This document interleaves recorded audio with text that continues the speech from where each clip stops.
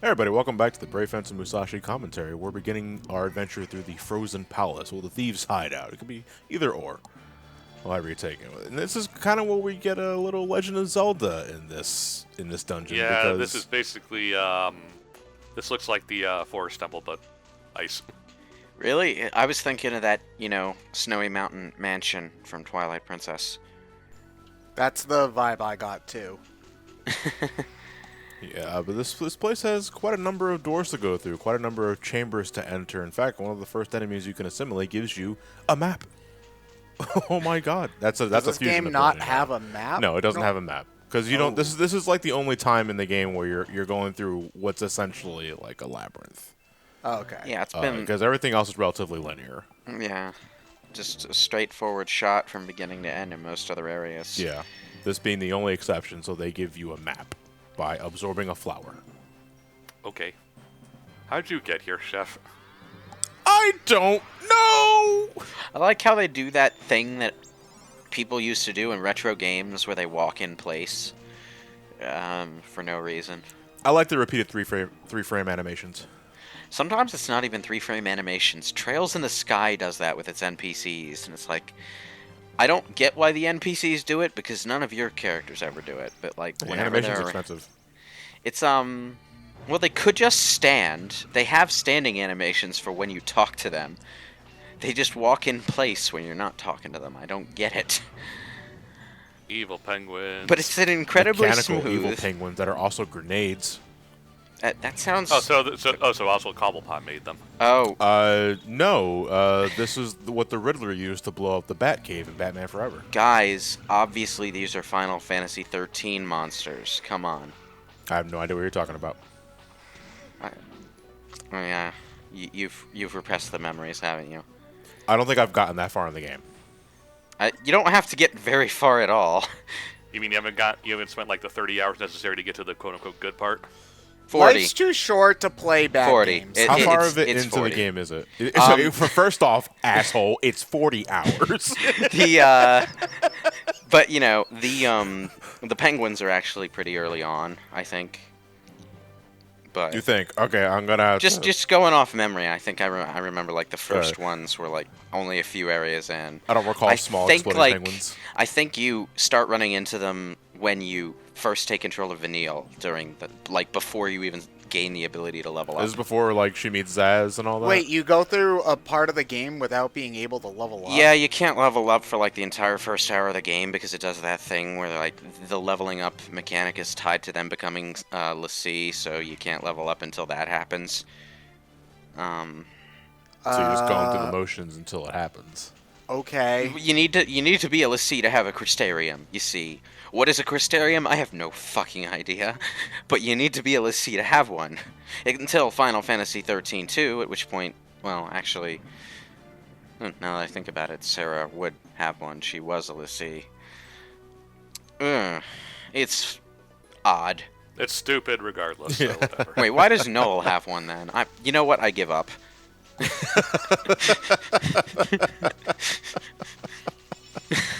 Alright, anyway, so the main thing we're trying to collect in this place are the three colored eyes. Red, blue, and green.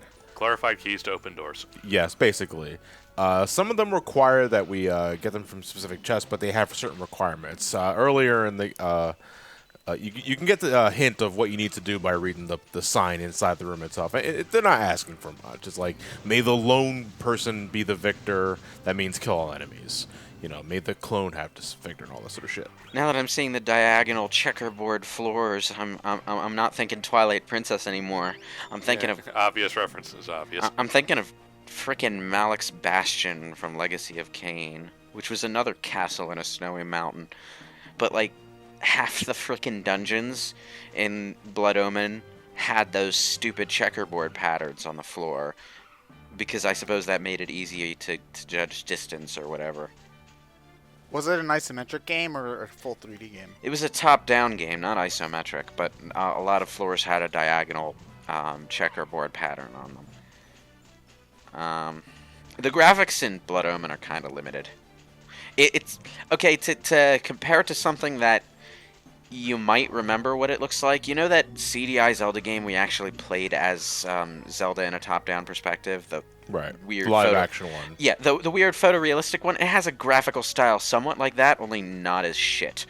Like Okay, they. because that comparison does not instill me with a lot of confidence. It's not it's not a visual style that has aged well, but in Blood Omen, unlike in Zelda's Adventure, that's the name of the game. Yeah, now I'm remembering. Unlike in Zelda's Adventure, in Blood Omen, you can tell where the level is. You can tell where the ground that you can walk on You okay is. there, Wolf? Talking to my buddy Alchemist here. Oh, Back boy. and forth, back and forth, back and forth, back and forth. Yeah, so this is kind of a weird thing, but the one we just rescued is the Alchemist that we saw in the opening cutscene of the game. So I'm guessing he got kidnapped when we weren't looking. Okay. You'd think that would be highlighted in some cutscene or other, but no. Yeah, it's like no, it's just like, oh, what are you doing here? To be fair, that's not an exclusive thing for this game. Like, Yeah, I know. in like Spyro, even like the dragons you had already rescued got recaptured off screen. So It's just odd you when know. it happens, you know? And this is an action RPG, so you kind of expect more story, but more focus on the story. But the presentation's a bit inconsistent in that respect. Again, there are a lot of things here that are just straight up undercooked Yeah. or just quickly forgotten. I don't know, for the sake of yucks. This game does play it light. Or it's just undeveloped, or maybe it was just forgotten about. It has that rough around the edges aspect that a lot of Square's games had around this time. Well, a lot of Square's non-Final Fantasy games, I should say. Yeah, Don't have the budget. Yeah, like... more like 7 took all the money. It's more like... More like 8. More like 8 took all the money. Okay, fair point. Yeah, Square was like they were enjoying some unprecedented success around that time, but they hadn't been enjoying that success for long enough to take quite so many financial risks. So they got a bit tight with deadlines and places, and some of their projects they didn't put as much into as they probably could have. They produced some really fantastic stuff around that time, though. Brave Fencer Musashi is one. Xenogears, for the issues it has during the second half, is still a really fantastic RPG. And then there's Parasite Eve and Vagrant Story, which is the same kind of game Parasite Eve is mechanically, actually. Those are both really good. And on the PlayStation Store, if you have a PS3 or a Vita or a PS TV or whatever. Okay, can I talk about that for a second? Because I'm really annoyed that they have all of these games on the PlayStation Store, but just on the PS3 and not on the PS4. I think they haven't had the time or inclination to go through the long and rigorous quality assurance process to get it all working on PS4. The PS4's been out for like 5 goddamn years. Yeah, and they've been doing other things for all those 5 goddamn years. The thing... And remember, a lot of these games are third party, so you basically have to get Square to do it, and they probably aren't inclined to it. I'm just saying, we give Nintendo a lot of crap for that. We give Sony seems to Nintendo a be lot of left crap off for of that, but the hook. reason that they're doing it in a frickin' trickle is because they have to test the games again. Microsoft... No, not really. Yes, really, they do. If they don't, Dude, then... you can get frickin' GBA games on calculators nowadays. Yes, There's no real excuse. I know that.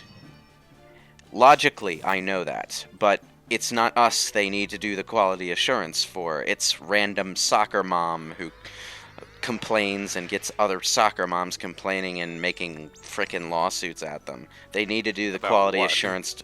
About what? Soccer moms. That's the thing about what. If you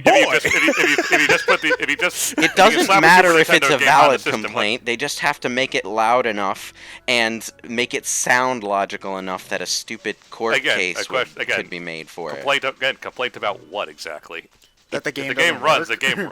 The game runs incorrectly according to the accusation, and you know Well, then how there's- are then you if gonna? Then if it's their problem, then they're being stupid about it. If they don't do the quality assurance, then if someone makes that accusation and takes it to court, then some I'm not ignorant saying you don't judge. do the quality assurance. I'm saying at this point, a lot of these games shouldn't be a problem for things like NES, Super Nintendo, and stuff. I'm not saying that it is a problem technically. I'm saying that it's a problem legally.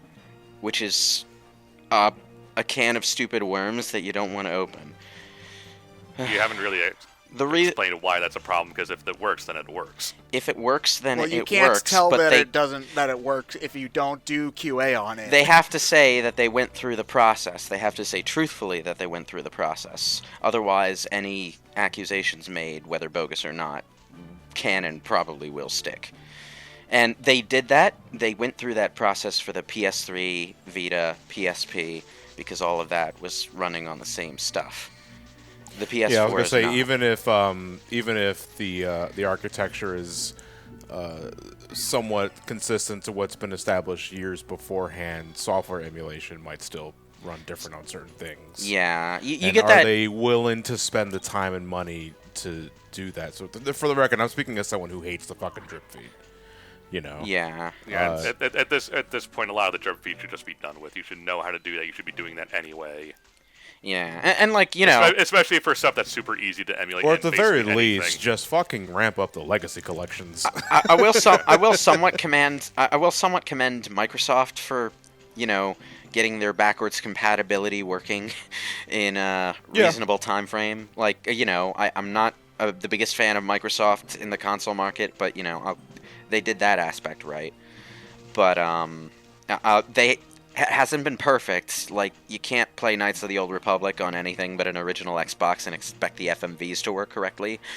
For some reason, I don't know why that's the part they screwed With the up. case of like Nintendo, I think it's just like the fact that all of their first-party lineups are not like immediately available. It just seems really egregious. Well, I don't get why Nintendo gets that crap, but not. No. I'm just using it as an example. Like third-party stuff, no matter the company, Microsoft, the Sony thing. Like I get the legality. Sometimes there's a lot of loopholes to do. The crap for Nintendo is that A, it's their own stuff. B, and two, a lot of the stuff is super easy to emulate. This isn't difficult. You can run Game Boy Advance games on calculators. Yeah. You can get through this really quickly. There's no excuse. Although, if I remember correctly, the Virtual Console on the Wii, which I think was the basis for the Wii U one as well, was a programming feat of technical wizardry, and I think it was like, what, M4 that did it? Ran off actual wizards. Like, I remember it being like a really impressive emulator. Not entirely. A lot of the emulators on other systems that Nintendo has done before are basically just glorified emulation programs. Oh yeah, I'm not talking specifically about the Wii one, like the Virtual Console that they had going for that system, and the Wii U in particular was, I think, the work of M4, and is notable in particular because like it does certain aspects better than like the emulators you would find on PC or whatever, the unofficial emulators. My buddy Experiment was here. He'd probably be just like hosting a fucking lecture on this entire thing. Yeah, well, like when you do emulation, generally like there's something slightly off about like sound quality or specific graphical effects, whatever, depending on whatever. One of the things that's notable about the Wii Virtual Console was that it got all that stuff pretty much right, which you don't see with much emulation. And I think it was M4 that did that. I'm not sure. It's I'm trying to remember what the facts are with that, but I'm not sure whether or not Nintendo would be able to use the same emulation software.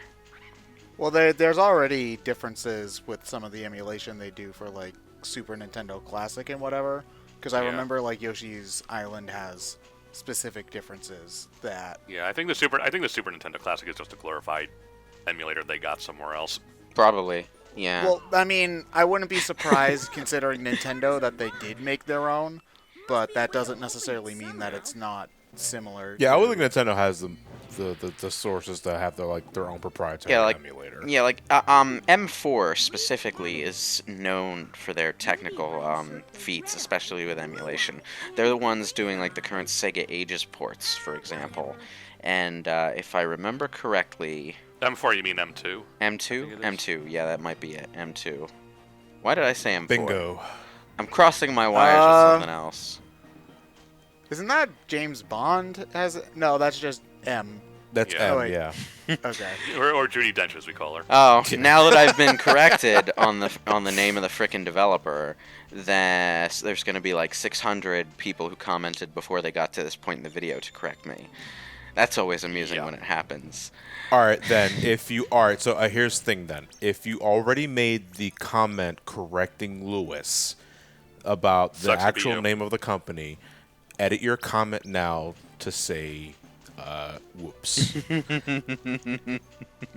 So it has to say "whoops," and the comment has to be edited. But yeah, M2 is really good at that kind of thing, and if Nintendo. I mean, they did the Genesis Mini as well. Oh yeah, that too. Yeah. So if whether or not like a lot of this comes down to whether or not Nintendo can use what they did before or modify it in any way, which they might not actually be able to. And if they have to like get another emulator going or make another emulator themselves, then yeah, they do need to test compatibility with everything before they put it up. My question then becomes, what are you doing that's making it so hard to emulate stuff from that long ago that you? Well, here's the thing. We say it's easy to emulate Super Nintendo and Sega Genesis era games, but that's also from the perspective of us PC owners who can just snap up already completed emulators at zero effort. If you're actually stuck with the job of creating a new emulator or getting an emulator working on a new system, you have to go through like the whole long process that the people who made those other emulators did. And it might be easy, but that doesn't mean it's not time consuming. At this point, I think you kind of have to go into a console knowing that you're going to do that anyway. So, But why I isn't would that think something that you're again. gonna I'm have not to a tech guru, but I also think that at some point or another, if you want to do a certain thing with a console, then maybe having the architecture to support Virtual Console is like the last thing on their mind. Probably. Like Maybe not. No, because there's still a lot of money to be had in that kind of set. Like, I get the feeling like they did also make it a distant priority because they assumed like most of the people who wanted it already had an older system that could already do it, So they're like. Admittedly, I do find it harder to give a shit about the Virtual Console because I have the SNES Classic, and I can put whatever the hell I want on there. But at the same time, on the go. Yeah, at this. I mean, yeah, that's a thing. Having on the go, that's fine. I mean, I could just. Well, mod I the mean, PSP you if I say want to, SNES. You say SNES Classic. I'm just looking slightly to the left at my Wii U over here. The what now? The Wii U. I mean. I think you made that up like Shogi. I mean, I have it because it's still good for playing Xenoblade X on. That's like the one game I don't think they're ever going to port to the Switch. I'm sorry. Give it another 3 months. You never know. I keep it for my Mario Galaxy games and for the few games that they ported from the DS to it. Oh yeah, the Wii U is pretty much only for playing games that are not Wii U games. Pikmin 3 and Wonderful 101. Yeah. Even then, I hear Pikmin 3 is getting switched soon. So. Well, They've been saying that for like a year. No, they've been now. saying yeah, Pikmin 4 has been along with that almost Pikmin 4 that is almost complete. The game that was almost complete in 2015. Exactly. And don't say that it was Hey Pikmin because it wasn't. They said so. I can't wait for Pikmin Prime 4. All right. Okay. At least they acknowledged that your game still that is true. existed less than 6 months after they first revealed it. I don't believe shit until I get a trailer. I think They talked about your game twice, John. They only Pikmin talked 4. about my game once. didn't they like scrap a build of Metroid Prime 4, and that's why Yeah. there's Yes. such a delay with information. Yeah. Yeah, because Well, it know, I'm not was expecting. bad. Realistically, I'm not expecting anything on Prime 4 until next E3 or something. Well, not even next E3. I would say 2021. it's like no, they I fully expect say. something at E3. I expect a Breath of the Wild 2 style teaser at next year's E3. It's like they say, a late game is only late until it's out. A bad game is bad forever. Yep. Except That's for Except for all the Except bad not games that got really. delayed and then came out. yeah, because we live in There a are plenty of world delayed games that patches. were still bad. Well, I didn't say a late game is a good game. I just said a late game is only late until it comes out. Well, you also said a bad game's bad forever, and I mean. Well, yeah, we it have- could you can be. be you can be late and both. still be bad. You can be both. Well, I mean, it's just a bad game isn't necessarily bad forever because we have somebody in this call right now who's spent over 30,000 hours on Final Fantasy 14. So Yeah, Lewis. Yeah, but they like that. They basically made an entire new game to fix that. train It's wreck. still Yeah, but called it's Final still Fantasy called 14. the same It's game. called Final Fantasy XIV: A Realm Reborn. So it's still Final Fantasy 14. Everybody calls it 14 though. Yeah, but that's like the same as saying, you know, Sonic 3 and Sonic and Knuckles aren't the same game? Okay, yeah, cool. I win. that's not what I was gonna bring up. Yeah, but it's what I brought up. I win. I was going Ooh. to bring up Final Fantasy XIII Lightning Returns, which is not the same game by any stretch of the imagination. Also, it's Lightning Returns Final Fantasy 13. Yeah, I know. So it sucks putting it on your shelf. Yeah. Oh, dude, what do you do about that kind of crap? Do you do it by series or by alphabet? Because I do it by alphabet, and then I contain it within series. I would contain it by series. If it's Because, the third game in like, Final for- Fantasy 13, it's going right next to 13 too.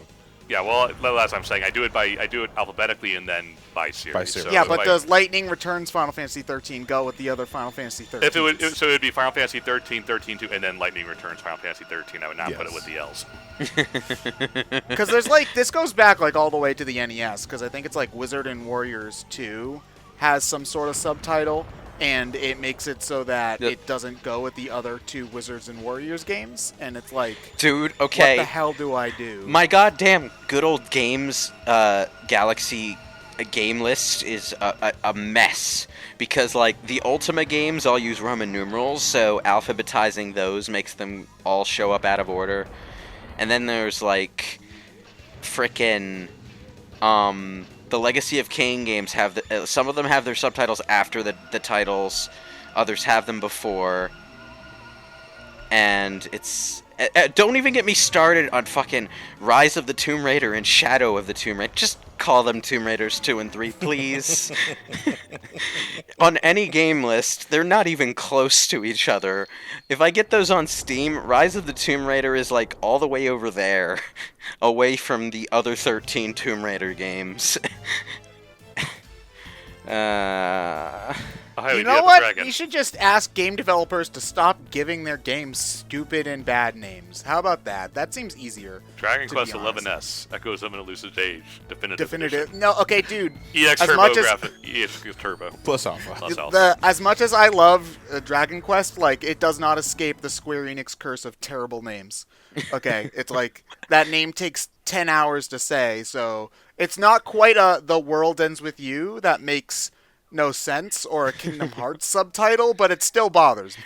The world ends with you is actually a line of dialogue from the game. Or as I I, like know. or as I like to call it, Tweeby.